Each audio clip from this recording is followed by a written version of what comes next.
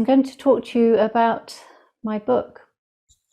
And this talk will be in 4 parts. I'm going to start by sort of telling you why I was motivated to write it. And then I'll explain what it's about. And in the 3rd part, I'm going to talk about my difficulties in getting it published. And then finally reflect on why it was difficult, because I think there's some things there that are relevant to everyone working in this field. So my background is in the sociology of medicine, which is quite an unusual discipline, really. It's concerned with things like the sociological analysis of medical institutions, the functions of medicine, and the production of medical knowledge. And it was this the study of the production of medical knowledge interested me, because I began to realize that animal research was, a really large foundation for medical research and practice. And in fact, the rise of modern medicine was very closely allied to the rise of laboratory medicine. So that sort of piqued my interest to begin with as an undergraduate. But then once I graduated and started to work as a researcher in medical schools, I began to think about this topic a bit more closely, and particularly when I was working at St Thomas's Hospital Medical School, where I actually was working quite close to the animal labs, and I used to have to walk past them every day to get to my office, and occasionally saw animals being brought in and out through this long service tunnel that ran below the medical school, and it emerged in the Department of Public Health, which was where I was working at the time. And so it did bring this issue much closer to me. A couple of years later, the site was abandoned. And in fact, it was photographed by urban explorers later on. And these are some of the photos that they took. And I'm just going to read you a very small excerpt from the book, which is about the photos, really, and this laboratory, which I'd never actually seen myself.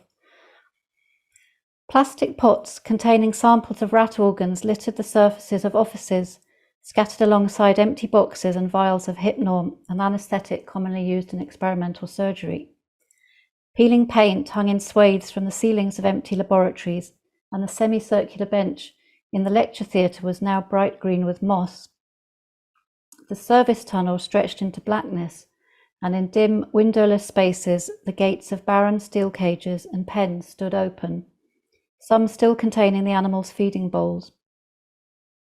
According to an ex-student who commented on these photographs, some of the larger cages had housed monkeys and sheep, and I was left wondering what, if anything, these animals living in these dark cages had contributed to human medicine.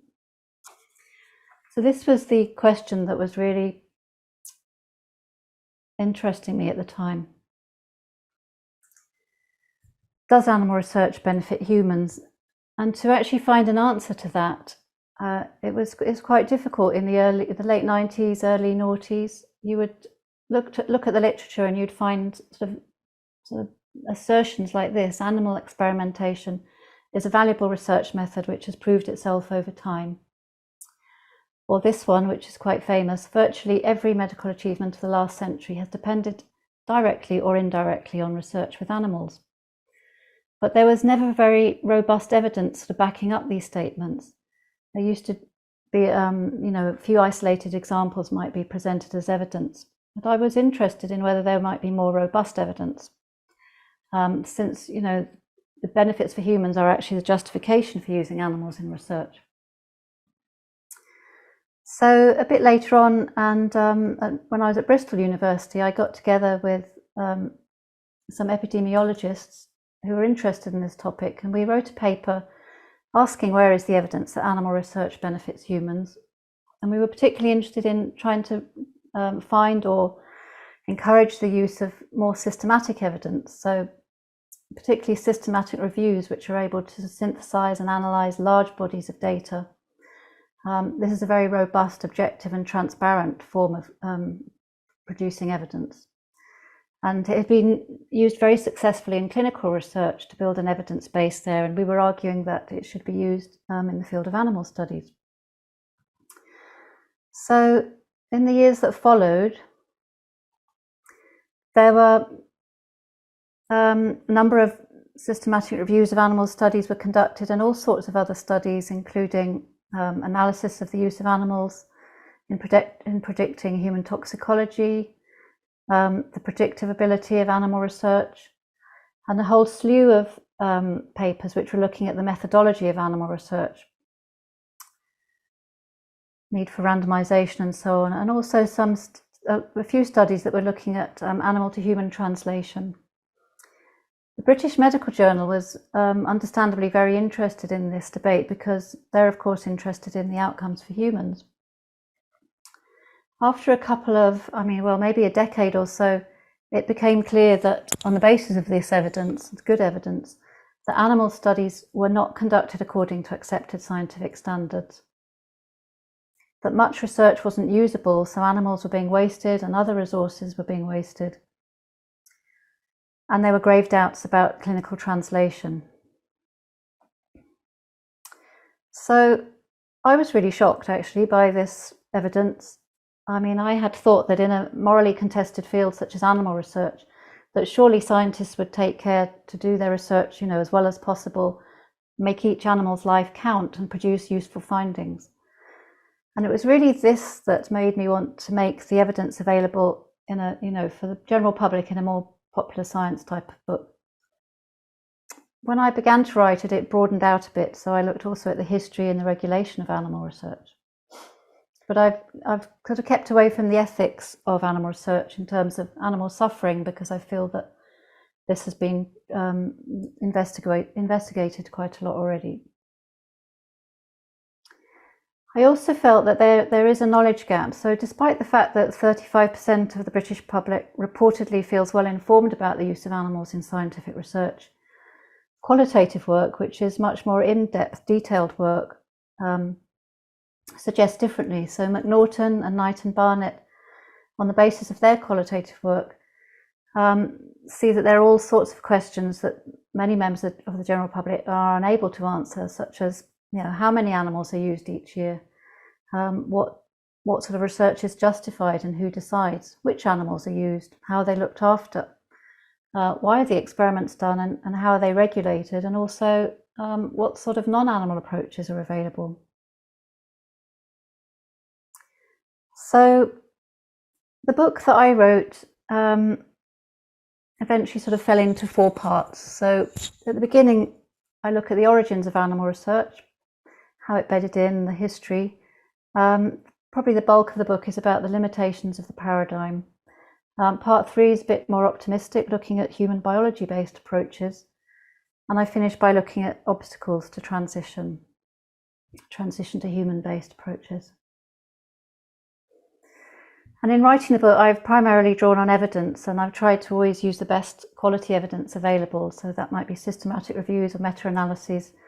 But really, I've looked at a huge range of evidence to try and piece together, the story.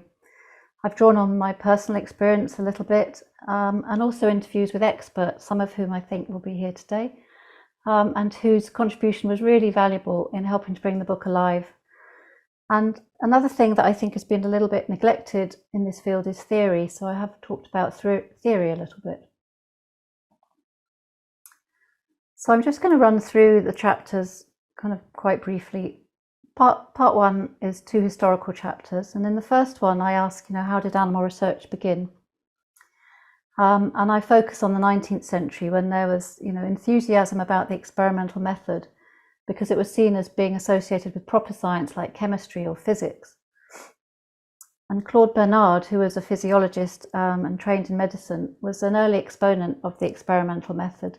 And he wrote a book in 1865 called An Introduction to the Study of Experimental Medicine, in which he argued that studying animals under controlled laboratory conditions and then extrapolating the results to humans was a more scientific way than simply observing humans directly. And I ask who benefited from this use of animal experiments. Historians are in agreement that it was a very successful way of raising the status of physiology in medicine. But in fact, towards the end of his life, Claude Bernard actually found it quite difficult to identify any areas in which animal experiments had benefited human medicine.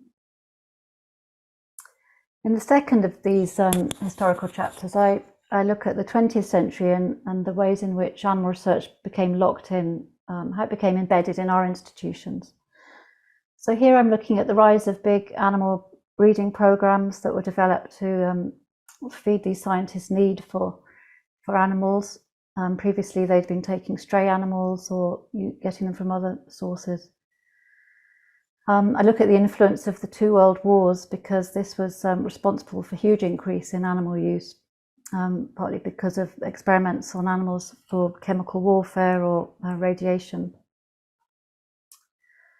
The rise of the pharmaceutical industry, also the rise of big government-funded national institutes of medical research, like this one at Mill Hill, north of London. And there's one in Paris as well, the Pasteur and others in major cities. I look at the influence of the Medicines Act 1968, and then sort of coming up to date with seeing how animal research is now deeply embedded in our universities and schools of medicine and life science departments. So in part two, I look at, these are chapters on the animal research methods and their outcomes. So I look at these studies themselves, and here I'm looking at the internal validity of animal studies, so the scientific quality of studies, but also the way in which they extrapolate to humans.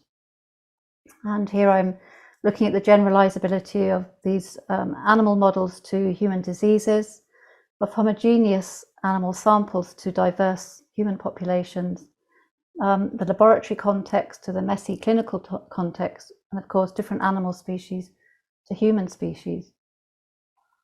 And I also consider the impact on humans, the poor rates of translation to humans, which has led to considerable unmet need in terms of very common diseases which lack treatments, despite decades now of animal research.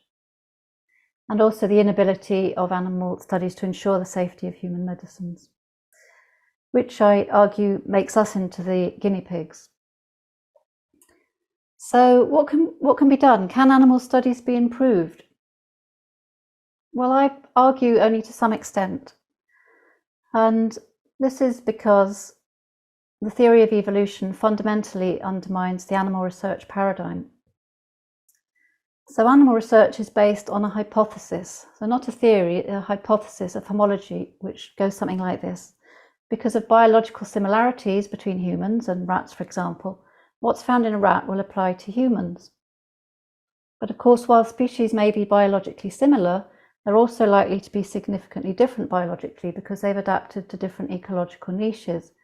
And you can see here the way in which the beaks of these finches have developed in different ways depending on the food they're eating. So the beaks for insect eating, for pecking, and for seed eating. So I argue that even if the quality of animal studies were improved, species differences would continue to make animal research unreliable. The theory of evolution explains why animal research doesn't translate reliably or consistently, but there's no actual converse theory underlying animal research which indicates why it should translate. And if there were such a robust theory, it's likely that animal research would be associated with medical advances more consistently and reliably than it is. But in fact, evidence suggests that this association is actually quite random. So this isn't to say that there haven't been medical advances that have involved animals, but I argue that you can't prove or disprove the value of a paradigm just using isolated examples. These examples only make sense in the context of a robust, explanatory, unifying theory. But we don't have such a theory. We have a hypothesis based on homology. And this hypothesis is disproved each time animal research fails to translate to humans. So then I have a more optimistic part of the book is 3 chapters on human biology-based approaches. And here I talk about human in vitro methods such as organoids, organs on chips, in silico and artificial intelligence, talk about in silico drug trials and virtual humans, and also early detection approaches such as the Galleri test, which is a single blood test, which is being piloted in the NHS at the moment among thousands of people who don't have symptoms, the idea being it's to detect hidden cancers. And this test was actually developed on the basis of Professor Azra Raza's tissue repository, which she developed over several decades using samples from her cancer patients. And she argues that early detection, is the way forward, because obviously if you can find the very earliest stages of cancer or many other diseases, then your chances of successfully and less invasively treating it are much higher. And I'm just going to read another excerpt from the book, which actually comes from my interview with Professor Raza. So she says, "This is how we're going to shift the paradigm. Within the next 10 years, we'll go from active treatment to preventative treatment. We're going to anticipate. We want to monitor wellness to find illness before it has become clinically detectable, and then try to prevent it at that stage." Azra Raza shows me the Fitbit around her wrist, explaining that it's recording her blood pressure, heart rate, oxygen levels, and all sorts of other dynamic information about her vital signs.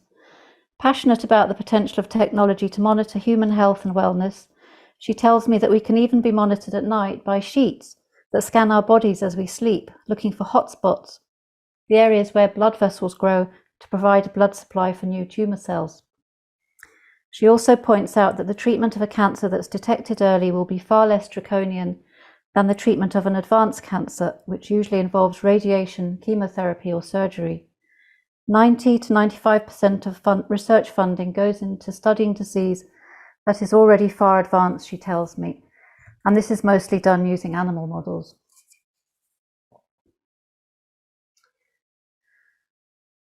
There are, of course, other more familiar, perhaps, approaches that are human biology based. So scanning, as in MRI scans, prevention, epidemiology, which is the study of disease in human populations, post-mortem clinical trials, microdosing, and real-world data.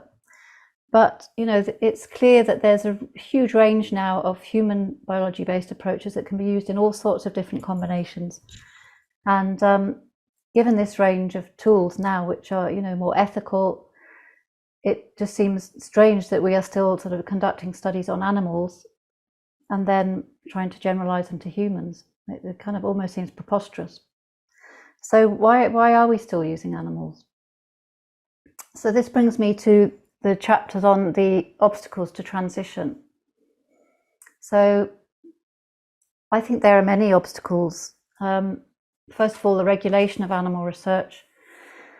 I mean, one of the main reasons why animal research continues is because the regulators continue to license and approve these studies, which are supposed to be only done as a last resort. Also, the regulation of pharmaceutical products, the guidance here needs to be much clearer to make it clear that people developing these treatments can actually use non-animal methods, so they don't have to use animal studies. I also argue that the 3 R's is a bit of a impediment to progress. I mean, of course, while animal research is still being done, we need to minimize suffering as much as possible. But the fact that there's so little emphasis on replacement and reduction, I think is holding any progress back. The project of trying to improve animal research, again, I think is a bit obstructive because it holds out the idea that animal research can come good one day, when in fact there's very little evidence to show that improving scientific rigor will actually improve translation. And the continuing sort of perception of animal studies as the gold standard is really difficult for people who are trying to use human biology-based methods, because they often feel that they can't get these papers published or get funding unless they include an element of animal research alongside their human biology-based approaches.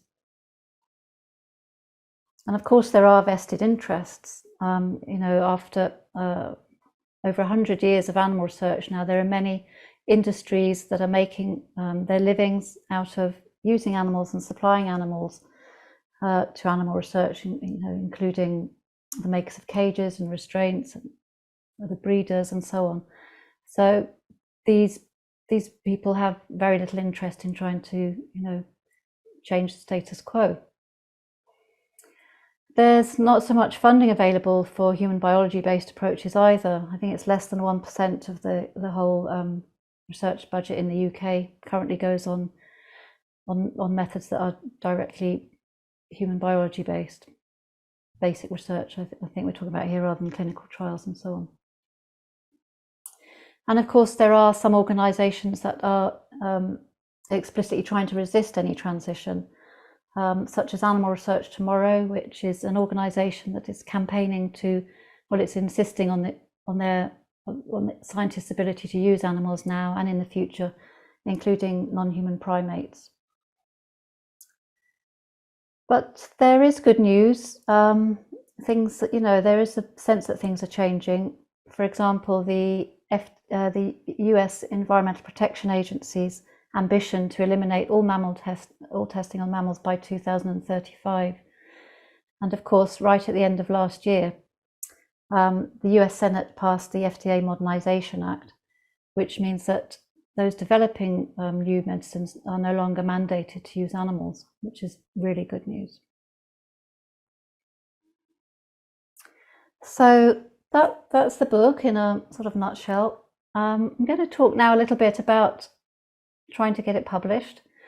So while I was writing the book, I was also writing a proposal to send out to literary agents, and I did manage to secure a really good literary agent from a great agency.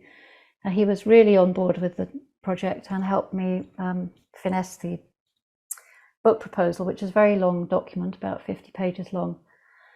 And he sent it out to, I think, about 30 publishing houses.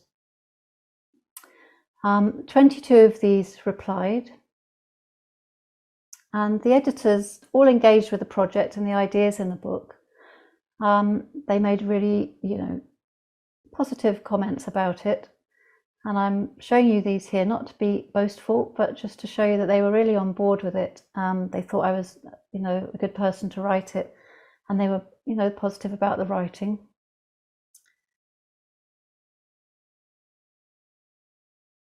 But none of them wanted to publish the book. And their comments here were really, they all spoke with one voice about this. They felt that it wouldn't gain a large enough readership to make it worthwhile for them, financially. So the challenge is breaking out beyond a core animal rights readership. Not sure who the audience is. It's a bit niche, an important topic, but I can't quite picture the reader for it. It's a tough sell. I wouldn't be able to get it through an editorial meeting. Not quite clear who the audience is. The details on anything animal testing are going to be too difficult to stomach to commit to a whole book. And this was actually despite the fact that we made it really clear that we didn't go into any details about the actual nuts and bolts of animal research. So we ended up self-publishing the book with Matador, who are part of Troubadour Publishing, and who came, well recommended. And I just want to spend this last part really just talking about why perhaps editors thought this topic was such a tough sell. So obviously animal research is it's not a popular topic. Many of us don't want to think about it at all. We fear that learning about it will have a negative impact. It's what Steve Rayner calls uncomfortable knowledge. It's, once you know it, it's hard to unknow it. And Phil McNaughton, again, with his qualitative research, concluded that, on the basis of talking to lots of people in detail about this, it's something you just don't want to know, and people deal with it by switching off. Some people take active measures to avoid finding out about animal research. This is what Ronelle McLachlan calls strategic ignorance. She's done qualitative work as well too in this area, and she found that people were unclear what they would do with the knowledge if they gained it. It is precisely the responsibility that knowing confers upon publics that poses moral discomfort, and for some necessitates the act of turning away. And also those who believe animal research benefits humans may feel guilty about using medicines themselves or their families using medicines. I think there's also a sense that for some people there's no need to think about it because other people are dealing with it, and this is certainly something that Phil McNaughton again concluded on the basis of his qualitative research.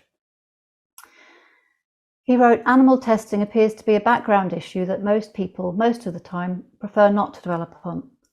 It's a known but hidden aspect of daily life, and one feature which helps conceal the debate from explicit public consciousness is the latent sense that other people and organisations are raising the profile of such issues, and that these are being dealt with by government and medical establishments."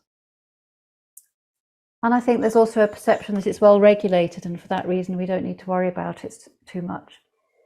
Again, this is Phil McNaughton. He writes, "Even though the issue is seen as shrouded in secrecy, people share a vague impression that the numbers of animals are diminishing, that research is being conducted in a broadly socially responsible manner, and that the frameworks of policy and regulation are familiar and responsive." It's also the case that we've had an awful lot going on over the last few years, and I think animal research has slipped down the political agenda. We've had Brexit, we've had the pandemic, we have global warming, and all sorts of culture wars being played out. So it may be that editors' views were just reflecting a general public silence on animal research. Certainly the media determine what's relevant, and animal research rarely makes the headlines these days. It used to much more, I think, maybe 10, 15, 20 years ago.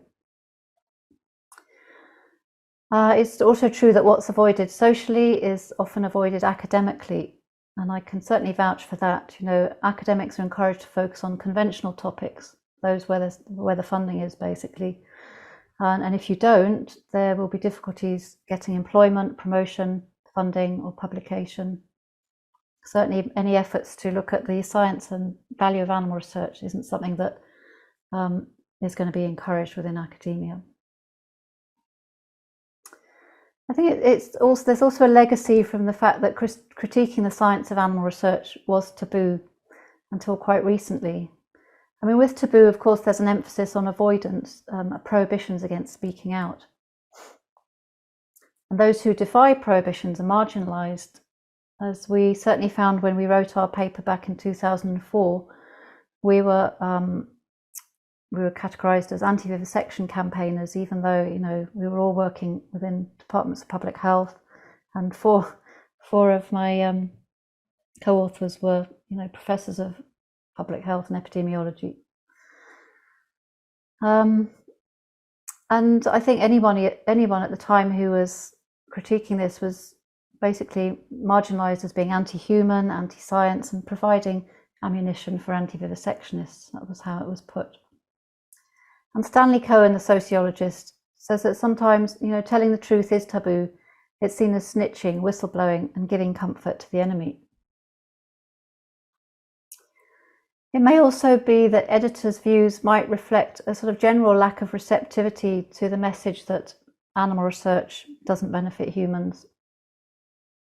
Because I think after 150 years of animal research, there is now a deep cultural belief that experimenting on animals saves human lives. The deaths of laboratory animals are referred to as sacrifice, the implication being that they die for our sake.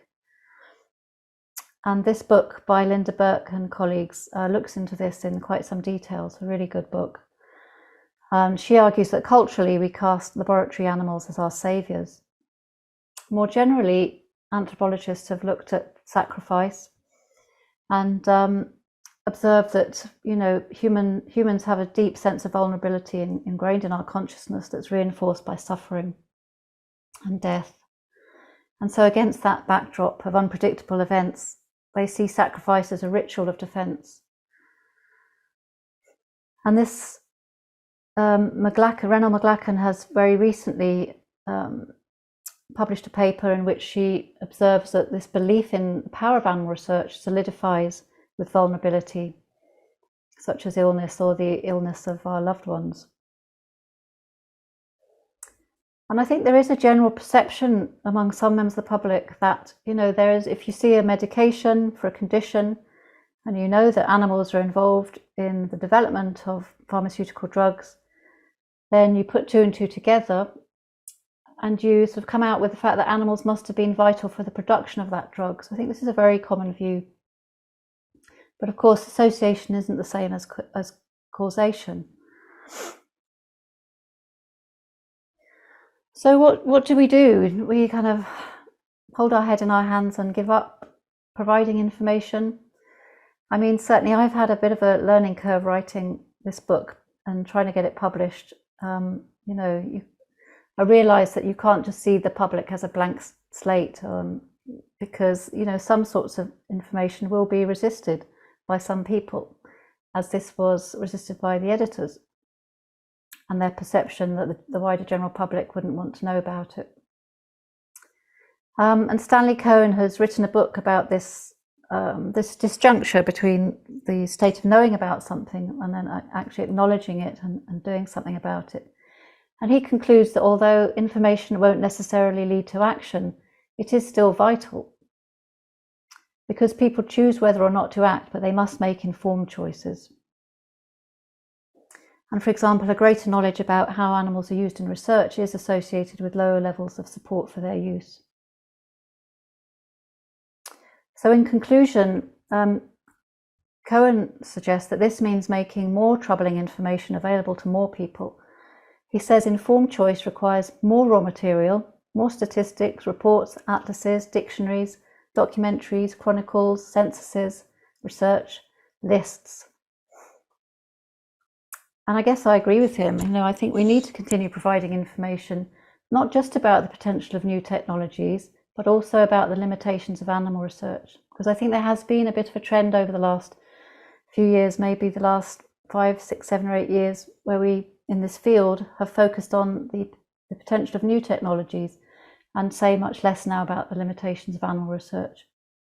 I think it's partly because, the same sort of messages keep coming up and people don't want to keep saying the same things. So we do need to find new ways to talk about it. We really do. And I think there is still a knowledge gap about the limitations of animal research among the general public. So I believe we do still need to talk about it and try and engage the general public. And I think amongst those of us working in the field, we need to pay more attention to basic animal research. So that's the research that's conducted within universities, blue skies, curiosity-driven research.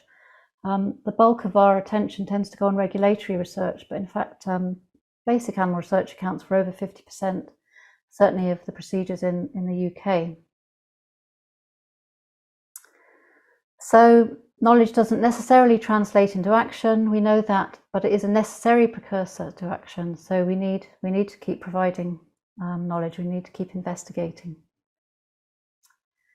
So this is Rat Trap, this is the book that was finally published, and I'm delighted to say it's going to be available at the end of August in paperback and as an ebook.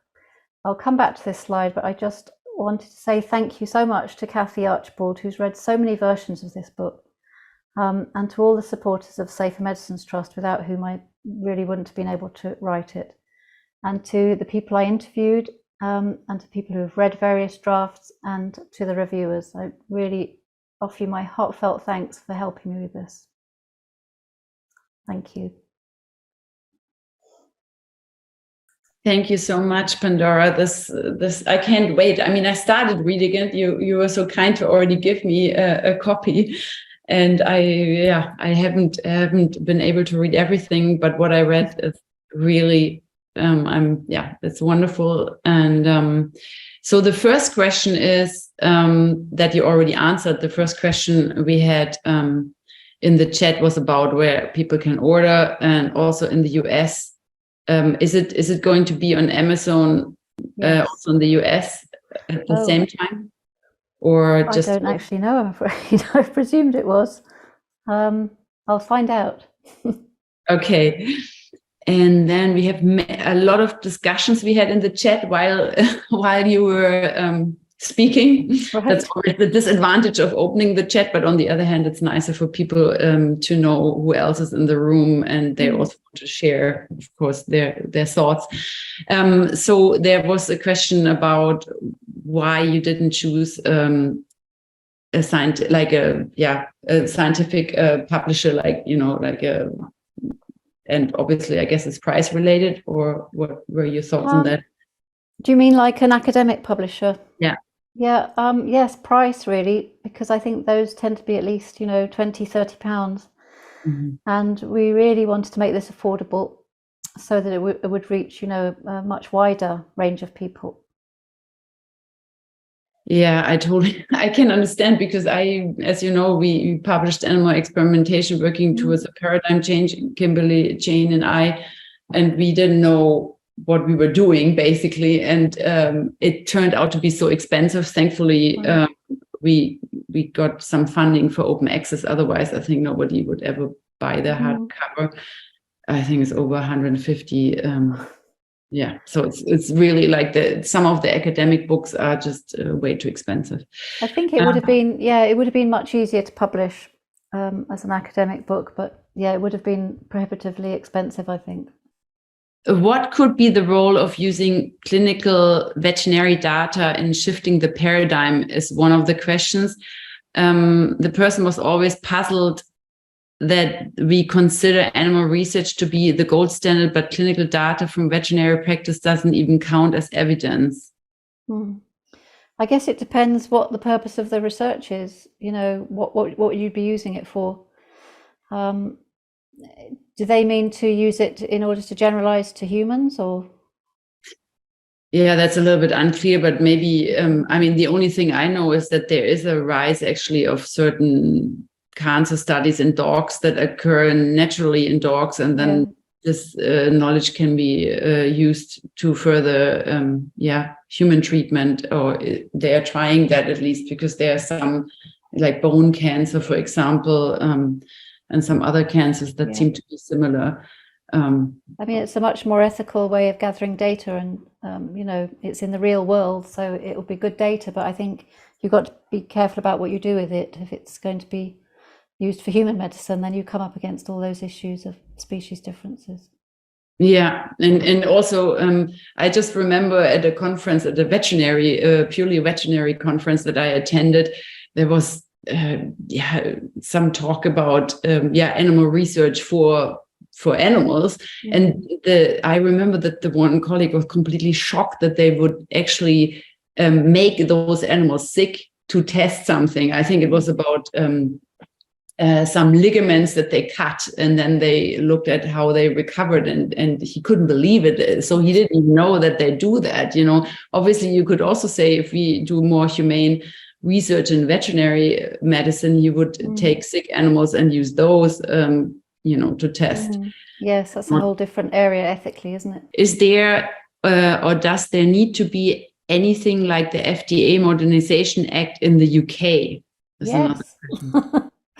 Yes, is the short answer to that, most definitely. Yeah, the MHRA guidelines are quite unclear about whether animals have to be used or whether human relevant approaches can be used. There's a lot of confusion, so some clarity there would be very welcome. And wasn't there just some good developments in the UK that you had your what's it called, Animals in Research? The Animals in Science Committee. Science, yeah. Yes, there was. There seems to have been a shift towards some sort of ambition to transition to human biology-based methods, which is really, really very welcome, very exciting, and quite unexpected as well.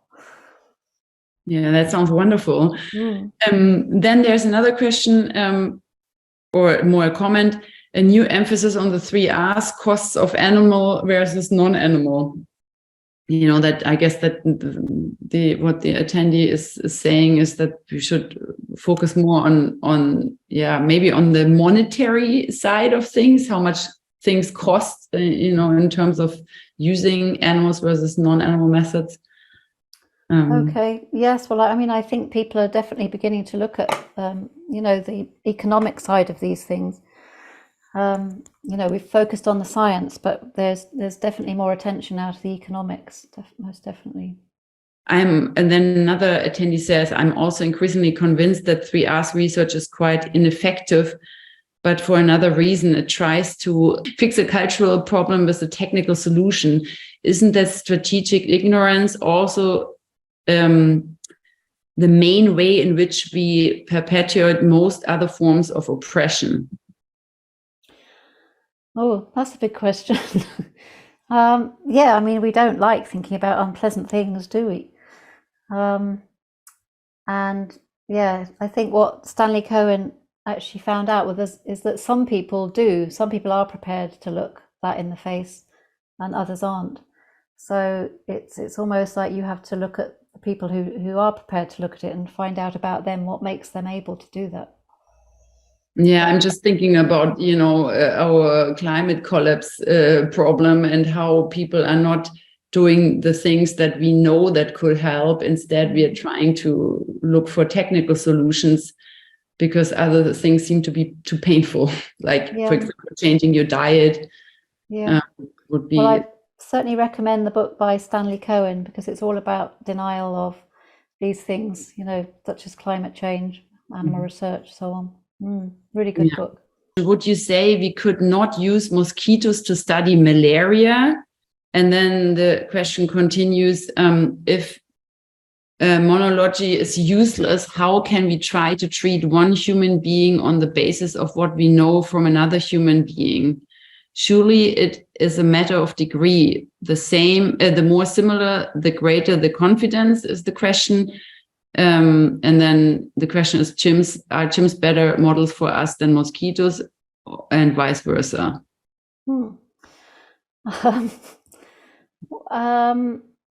I think, whether it's a chimp or a mosquito, it's not a human. If we've got human biology-based methods that are ethical, scientifically valid and available, why on earth not use those? It's crazy to use a mosquito or a chimp when we've got a huge range of approaches that we can use instead. Why are the limitations to current iPSC, organoid, and in silico models rarely highlighted or discussed? Organoids are highly variable and still do not capture the full complexity of a whole living being. This is particularly problematic within basic science and early drug discovery. I think, yes, I mean, there's no methodology is perfect. Every research method, as a research approach is going to have limitations. You've got to be aware of those. And I don't think people are unaware of those. I think that, there is more effort going into looking at these potential limitations within in vitro research. And people are certainly tackling it. But yes, you're right. I mean, clinical research also suffers from all sorts of limitations. It's not just animal research. But the point with animal research is it's so controversial. So, you would expect that to do at the very least for that research to be done as well as it could be, given how controversial it is. Yeah. And I would also say that obviously nobody's overstating what those methods can do. No. But they seem to have more potential. Of course, we need to work more on them and pour more funding into them, redirect funding and things like that. What I find surprising is that obviously through systematic reviews that you mentioned in the beginning, and you were one of the people who actually did a lot that this helped to tell us that we should use them for animal experimentation. There are so many animal models that are clearly not useful, and they are still authorized, they are still funded, they are still being published. And I think if we would just agree on not doing that anymore, we would already have a lot of free funding and resources for further developing the non-animal NAMs. Yeah, absolutely agree with you. I mean, I don't think anyone's asking for more money. They're just asking to divert money away from ineffective approaches. Yeah.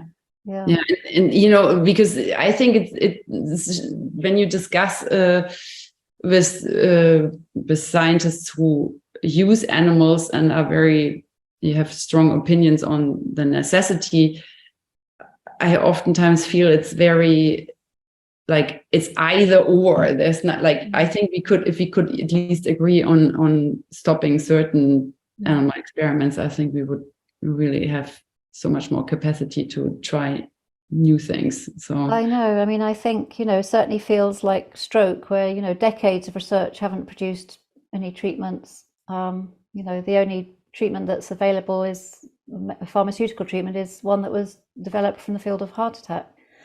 So it's almost as though funders don't audit their research to see, if it's actually having any impact. I mean, it's just crazy when this research is so expensive.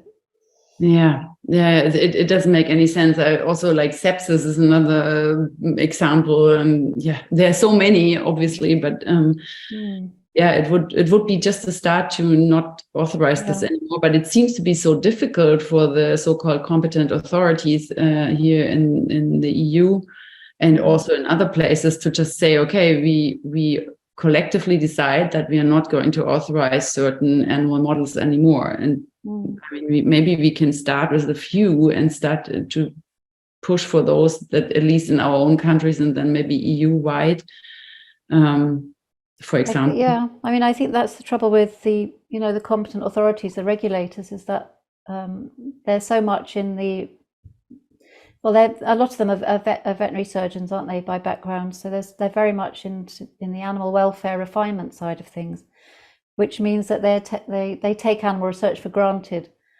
Its continuation is just assumed, rather than throwing it up in the air and saying, oh, hang on a minute, what's it actually what's it resulting in, and is it still valuable? Has it ever been valuable? Then there's a question about the word sacrifice. Do you have you come across scientists who do not tolerate the term sacrifice?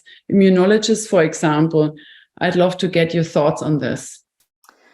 I don't know. I mean, I think it may be sort of falling out of fashion now. I think certainly it was a lot more common maybe 10 years ago. I mean, I have to do a word search on PubMed or something to see what the trend is, but I think it may be falling out of fashion a bit. I don't know if it's actually prohibited, but. Thank you, Dr. Pound, for your clear and helpful overview of your book. How do you conceptualize the moral status or value of non-human animals? How does it compare to that of humans? Do you frame your overall view of animal research in a particular normative theory, for example, some form of utilitarianism or other theories? Thank you. And I haven't got any sort of underlying theory. It's more of just a discomfort with the ethics of animal research, which is then sort of reinforced by the understanding of the poor science, really.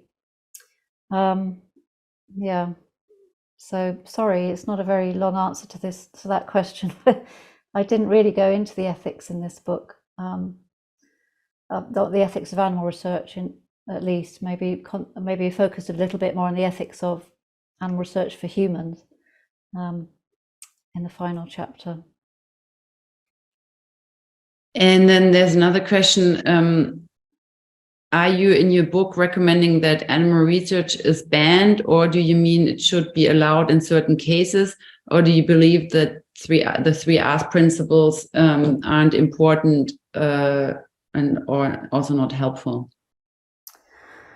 I think as long as animal research continues, then we need to focus on animal suffering. So we need to pay attention to refinement. But the trouble with the 3 R's, by its very nature, it sort of because it takes animal research for granted, it prevents a transition really to human-based research.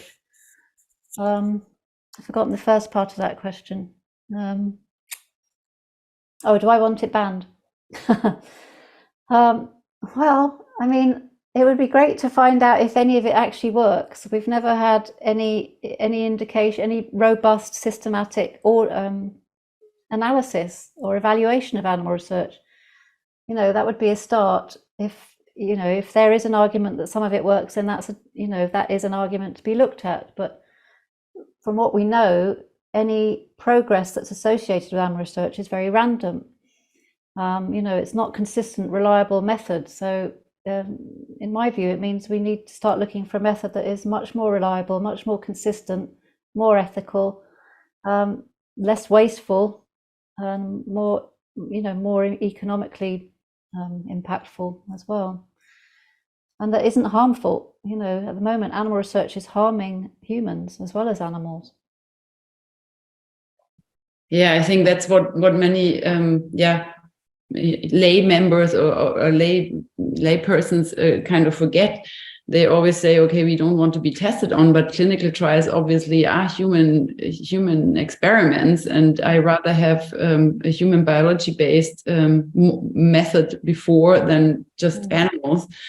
Yeah, absolutely.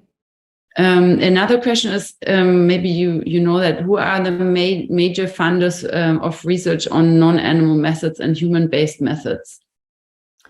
Well, in the UK, the Humane Research Trust and Animal Free Research UK specifically focus on animal-free research.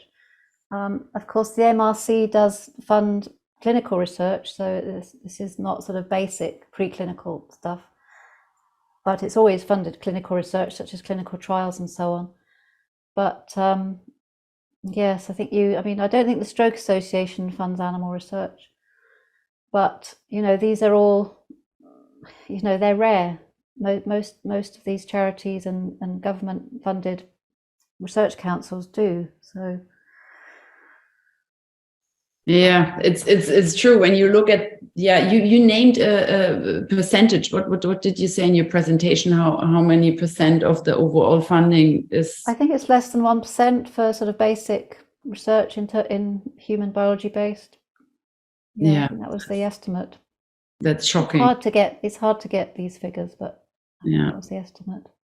Yeah. I just know from the little funding I have been able to give out in the past years. There would be way more scientists who need the funding, and it's just not enough money out there for them. And obviously that also then leads to not so many people being interested in the field. I think, I mean, if you don't have possibility to get funding, then obviously that's, it's a vicious circle. According to the latest Home Office figures, the number of animal experiments in the UK dropped 10% last year. We think this is a result of NAMs. Do you agree? So that is the question.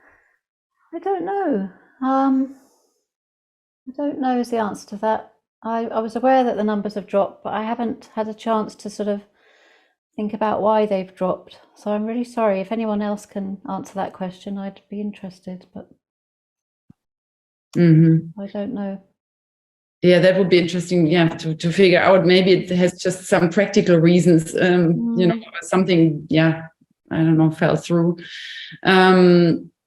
Then another attendee says, "Thank you so much for this great presentation. What strategies do you use to reach as many people as possible and making them aware of the issues of animal testing? Which groups do you think are most perceptive for the idea, except of the obvious animal rights supporters?" So how do you reach the other? It's really hard. I mean, that's why I wrote the book, because I just wanted to somehow reach, beyond this audience that, the people that we know. It's very hard because, if you just talk to friends of friends and acquaintances, then you realize that there's still a huge part of the population that just still believes that animal research is vitally important. So, I mean, that's why I was really keen on making sure it wasn't that it was a paperback. It was cheap to affordable. It's available as an ebook. I was just hoping that the more accessible and affordable it was, it would, and if it does end up in bookshops, then people might pick it up and read it. But it's a huge challenge, really, to break out into different parts of the population. But some people will be resistant to it; they just will not. But there are groups that are receptive. And as I think I concluded, you've just got to keep putting the information out there and trying to engage people with, new ways of saying things. There's lots of different ways to say things. I just think, we've got to try and we're going to have to get our heads together and be more imaginative about engaging people, different messages. But, that's why I talk a little bit about theory, because it's something that we don't really talk about much in this field. And yet it's important, Yeah, and there are definitely different approaches, and even just making students in that case, when you work in academia, aware of that they have to scrutinize everything, that they just shouldn't take anything for granted because just because somebody tells them, this is the only way. So that's, I think, critical thinking skills, teach those. Then there's another question. What would be your advice on how to communicate the limitations of animal research as an academic researcher?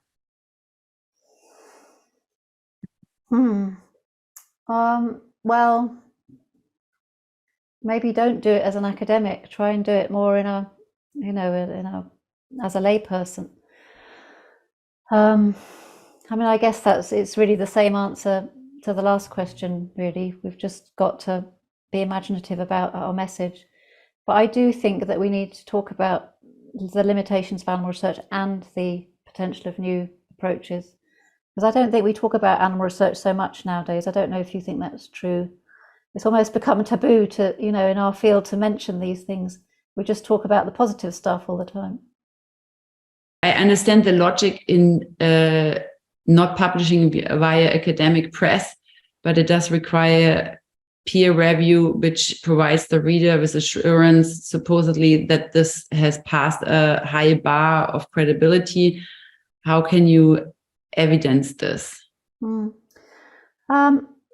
It's not an academic book.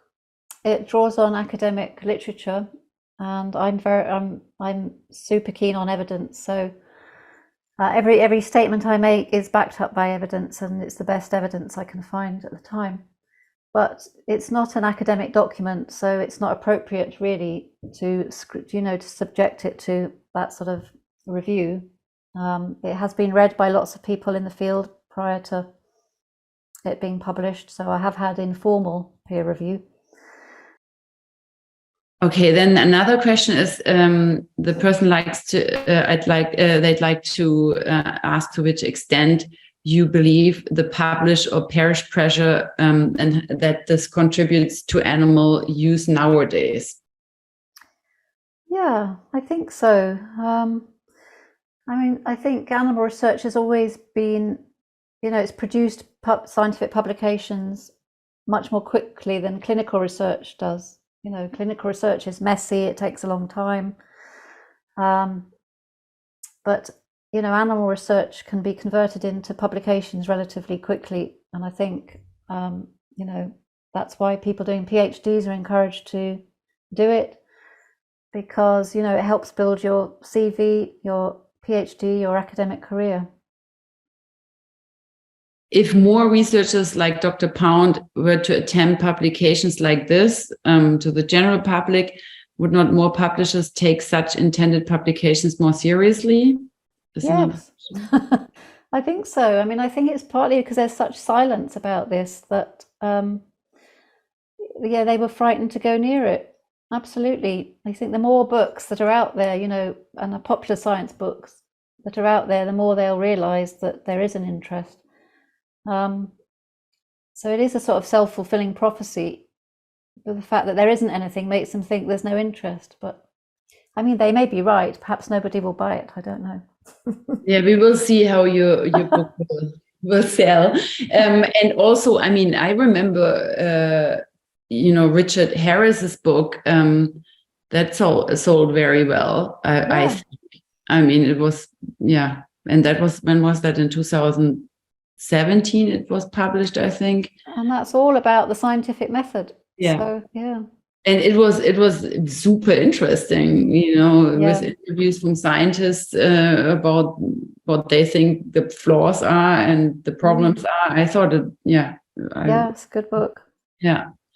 So, so I think there is maybe more, there would be a readership for it, but obviously, yeah, maybe. Well, I mean, it's strange that you mentioned that book because that was one of the key books that I mentioned in trying to promote it to publishers.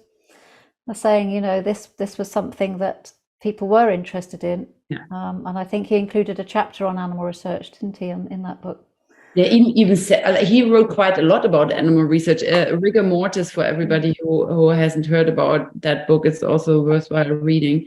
And yeah, I thought it was very fascinating, and he got a lot of attention for this as well. Yeah, so yeah, it's a very good book. Yeah. Do any schools teach the transition to human biology-based research is another question. You'd probably be better to answer that one than me. I know that the JRC, the Joint Research Center, is doing a lot to promote the 3 Rs being taught in schools, but unfortunately, still the 3 Rs principles. And actually, I do agree with you that after over 60 years, we should maybe finally, because the problem with the 3 Rs principles, it is focused on animal experimentation. It is these 3 Rs of animal experimentation. So it's not really thinking outside of the box of this, No. concept. And I think that's why we should maybe, I mean, that's why the recent intervention from the Animals in Science Committee is so exciting, because they are really saying, no, we need to think outside the box here. Yeah. So we'll have to see what happens with that. Yeah. And I mean, I guess everybody knows that if we are under pressure with coming up with new solutions, we normally do. So I think sometimes it just takes a little bit of pressure to change our ways, because I think that's a human trait that we like to do things the way we've always done them, and that's problematic. Absolutely. And then there's another question of somebody who says, I got my PhD in the cancer field. Since then, I am looking for a postdoc on molecular oncology, but all regular job posting websites do not filter by animal research or NAM, or not using animal or non-animal research. Do you know if there is specific websites for searching postdoc positions with no animal use in the biofield? Is that in the UK? That's a good question. I mean, maybe you mentioned the UK ones, and then I can come up with some other ones. Well, I mean, I would certainly contact Animal Free Research UK and the Humane Research Trust in the UK. And what I can highly recommend, Animal Free Research UK has this amazing platform for scientists, where you can become a member, and they always have job postings, and they have webinar postings, and they have new publications inform about them. If you're based in the US, PCRM, Physicians Committee for Responsible Medicine, they have a website dedicated for early career scientists, and they also have a newsletter that you should sign up for. I can put some information about that together. And also in Germany, there's a website, In Vitro Jobs. So I will just put some information together and send it in a follow-up email to everybody. Because I think, that's our future. Then the next generation of scientists who are interested in those new methods. How does Dr. Pound think we can convince journal editors and grant award bodies not to compare human methods to animal methods when reviewing papers and projects? Is another question. Oh, I wish I knew. Yeah.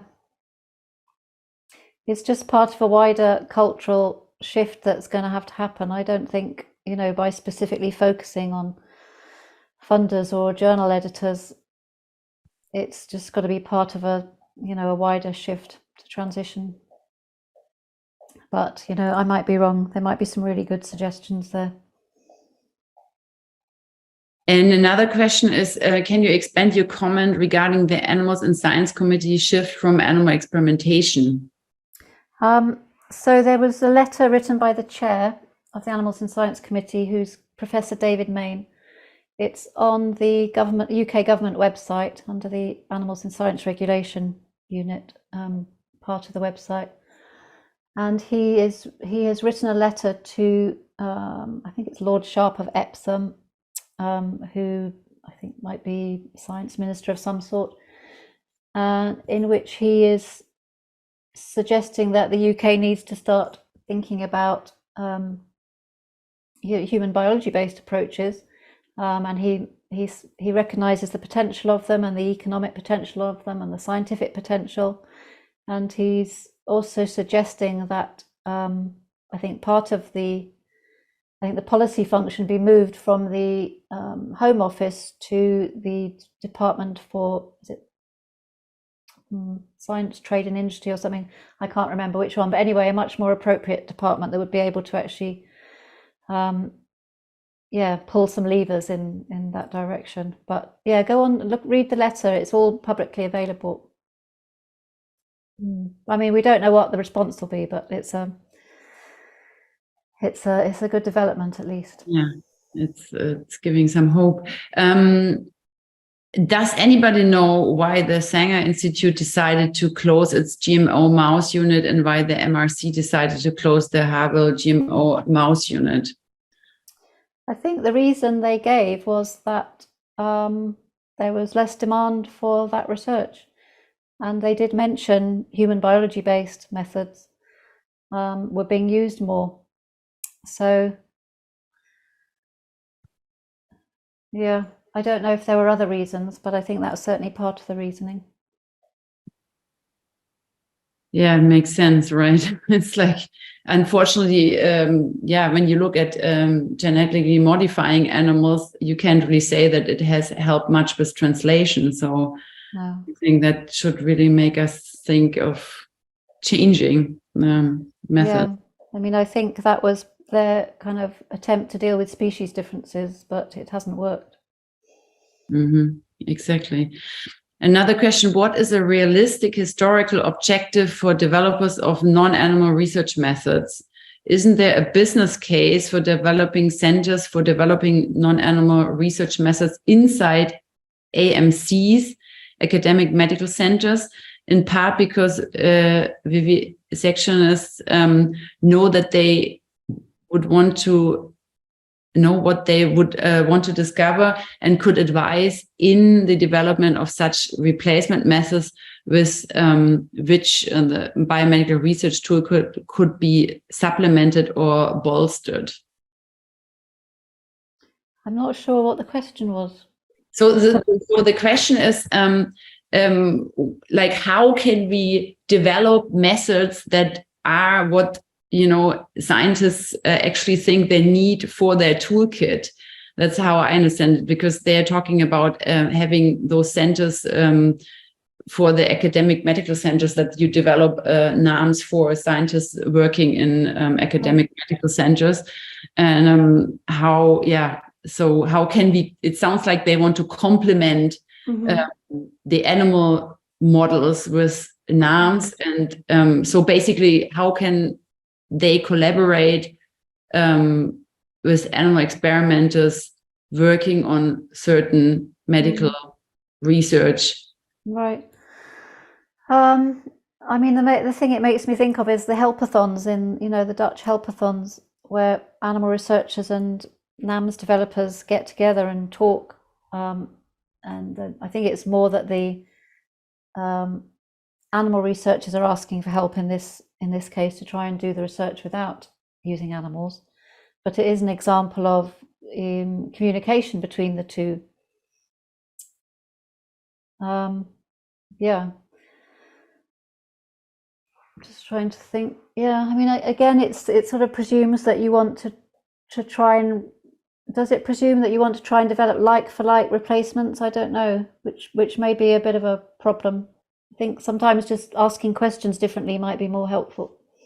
Yeah, actually, I want to come back to what you said about basic research. Obviously, that's something that's happening within the universities. And mainly, unfortunately, with animals, obviously, there's no reason to use NAMs for this.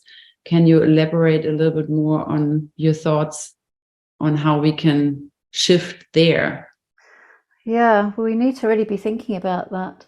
I mean, it's tricky because the objective of that research is so vague, and so it's very hard to assess it or evaluate it. But I think, I mean, as a social scientist, you just feel like you want to go in there and talk to people and see what sort of research is being done and why. I guess the other way of looking at it is looking at the non-technical summaries. You get quite a good idea of the sort of research that's going on. But it does need some sort of scrutiny, much more scrutiny than it's under at the moment. Yeah, it's. I think that many more students would be open for not using animals if they have alternatives, and also for basic research. And obviously, that changes with the professors who are in charge in those places as well. So I don't know. It's a generation shift, but it's maybe not. It's not fast enough as well, right? Yeah, I think we need to somehow find out a bit more about that because it seems to me it has a sense of being very closed and not much known. I mean, I did try to, when I was at Bristol University, tried to talk to some people doing animal research there, and they wasn't particularly welcoming in terms of talking to what I felt was an outsider. There's still a very defensive kind of attitude. But yeah, somehow we need to just learn a bit more about that research so that we can work out what to do. Yeah, I don't know. From my experience, it seems to be very much dependent on, the head of the research group, how open they are, and what their methods are, and then depending on what their methods are, that's what they teach their students. Another question, should editors in scientific journals not require that some of their articles come from researchers using non-animal research methods? If they did, would not their research community readers, would they not be able to see some of the scientific products of non-animal research methods and thus the scientific potentials of each of these methods that would be on display in the publications? Well, I mean, a lot of human relevant research is obviously published. The trouble is, I think, people who do animal research don't read those journals. They don't read Oltex or other places where it's published. The two fields of research are so separate, I feel. Well, in many ways, they're very separate. They, publish in different journals, read different journals. But you're not going to be able to force an editor of a journal that mainly publishes animal research to suddenly start. Well, I mean, you can't force them, but you can hope that people will start submitting their non-animal research to that journal and create some sort of pressure that way, I guess. But I'm so glad that you wrote this book and gave us some food for thought today. Thank you for inviting me. Yeah, no, it was wonderful. When I heard, I knew that you were working on this book, and I thought I need to ask you if you want to speak in our webinar series. And I feel honored that we could do the book launch today. There was one last question about, will there be an official press release when the book comes out that people can circulate? So I think the publisher's going to start doing that sort of thing. Well, they said the beginning of August, so that should be happening this week or next week. But I would just suggest if anyone does want to contact me, then I can give them the information they need. Obviously, we'd really welcome help to sort of spread the word about the book and try and get it distributed as widely as possible. So I'd be more than happy to, give people whatever they need. if they want to do that. Yeah, thank you so much. And there are many thank you notes in the chat for you, and everybody's excited. Thank you. To read your book. So thanks a lot, and also for taking the time to talk to us. And yeah, I hope we can. It's been a pleasure. Thank you. And thanks to everyone who's listened and asked lots of questions.